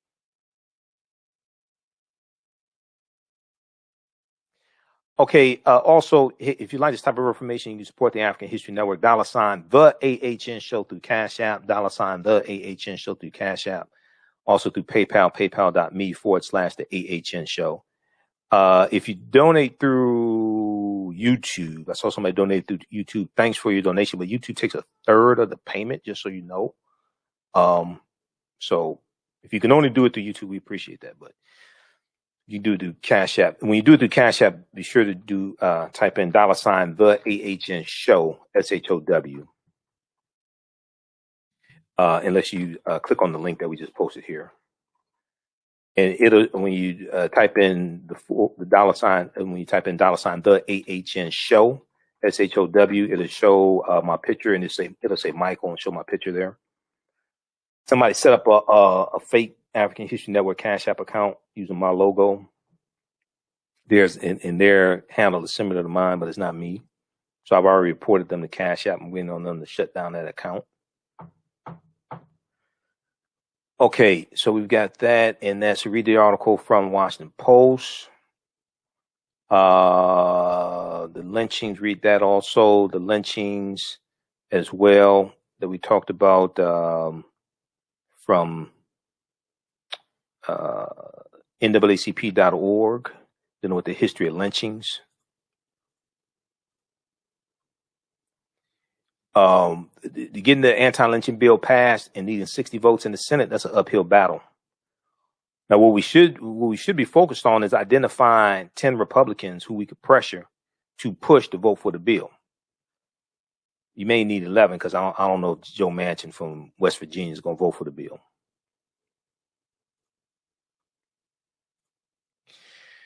There were 3,446 African Americans who were lynched, or about 72% of the lynchings between 1882 to 1968. There were 1,297 white people lynched.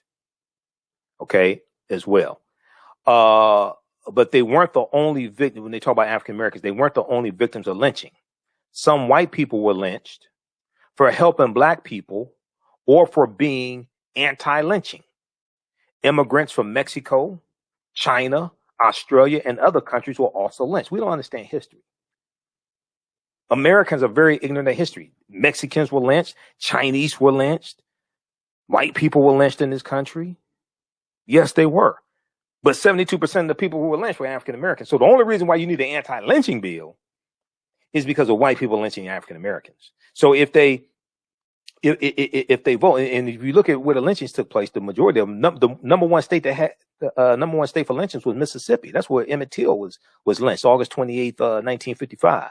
Okay, in Money, Mississippi. 581 recorded lynchings in Mississippi. Georgia was second with 531. Georgia's where you have the largest Confederate monument in the country. It's called Stone Mountain. That's the largest Confederate monument in the country right now and for years. Stone Mountain. Texas had 493 lynchings. Hell, Texas was admitted into the Union in 1845 as a slaveholding state.